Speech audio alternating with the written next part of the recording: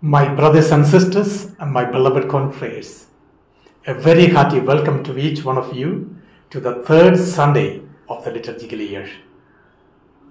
When I read the Gospel, I always encounter myself with two questions.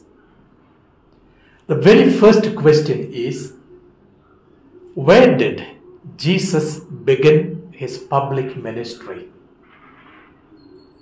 Naturally, all of us would immediately answer, he started his ministry at Galilee, at the shore of the sea. But as per the Jewish tradition and the belief system that was held by the Jews at that time, the ministry of the Messiah or the presence of the Messiah cannot be in Galilee. Galilee, to a great extent, was considered to be a dry, forgotten area. How can the Messiah begin his life there at Galilee? The Gospel of the day, emulating the spirit from the first reading from the book of Isaiah, very clearly mentions that Jesus began his public ministry at the shore of the sea in Galilee. He began his ministry at Zebulun and Naphtali in the Gentile town of Galilee. Yes, there is a historical dimension to this particular place called as the land of the Gentiles. In the year 721, Sennacherib, the king of the Assyrians, captured Israel.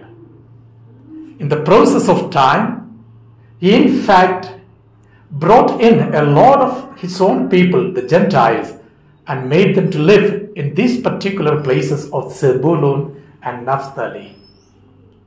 But it was a cohabitation together with the Jewish people who were already there. As a consequence, this particular space and the place was known to be the land of the Gentiles, Gentile area of Galilee. But one thing is very clear.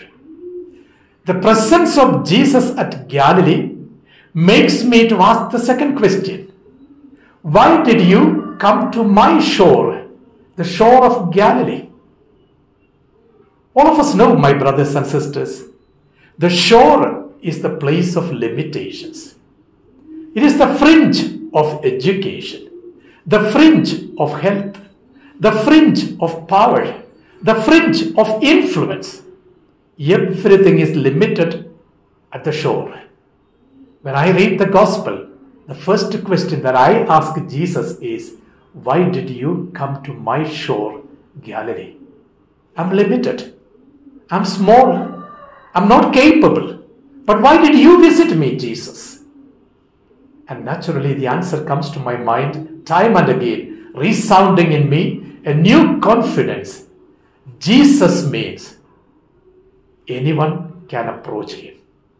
The one to whom I can go with my confidence, Jesus Christ. The ministry of Jesus at the shore of the Sea of Galilee brings home to us a new hope that all of us are called to be in the presence of the Lord. In spite of our weaknesses and failures, in spite of our failings in relationships, our lack of commitment, our lack of education, lack of health, and lack of influence, Jesus is the one to whom I can go at any time of my life. He is at the shore of Galilee, my life.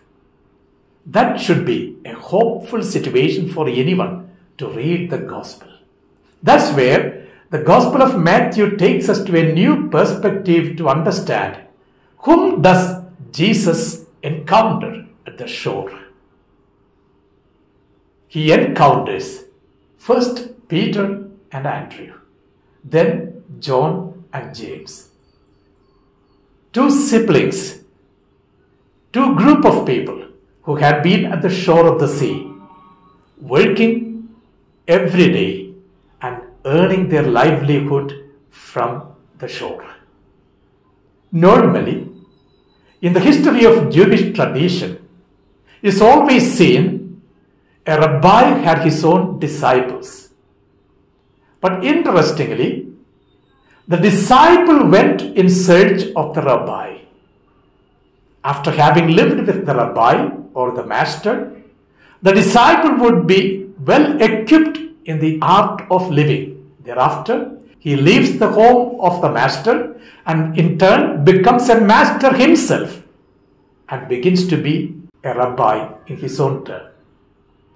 But you will find something very specific here connected with our Indian tradition.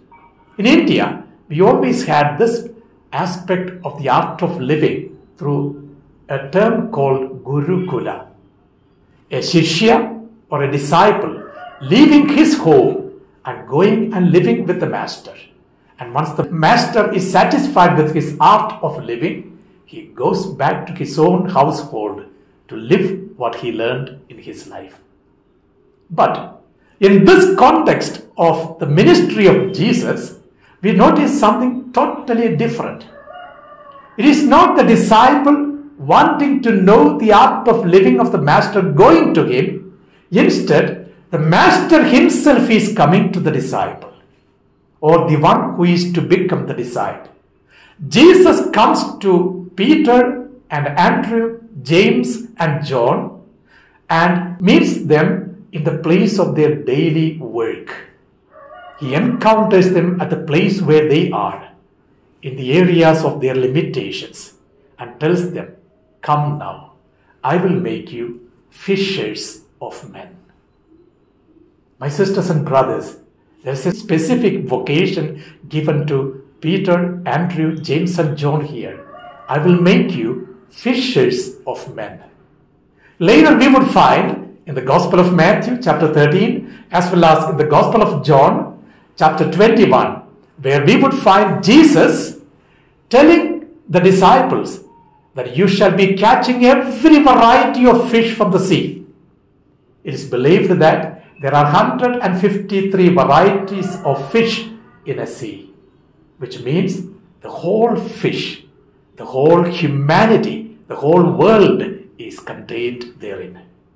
Peter and his companions are now on going to become participating in that universal salvation proposed by Jesus in their day-to-day life. Yes, my brothers and sisters, this is here the new beginning of the lifestyle of a Christian begins. Jesus encounters you and me in our life situation.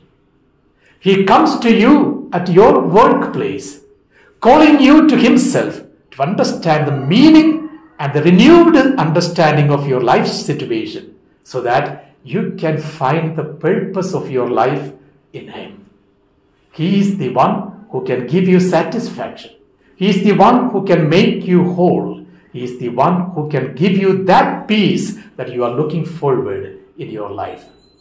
When we move along with our daily course of life situation, may it be in the family, may it be in the religious community, may it be in the societal level, we shall not forget the God who can make a difference in our lives.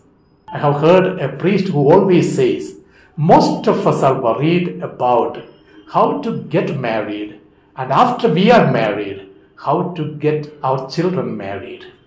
And our lifetime gets finished with these two activities of getting married and giving in marriage. My brothers and sisters, we are called to a new perspective of life today through this vocation that Jesus gives us today to become his disciples. He comes to the shore of your life to visit you and to see where you are and calls you to himself so that you can become a disciple. Let's always find time to be with him so that there will be meaning in our life. Amen.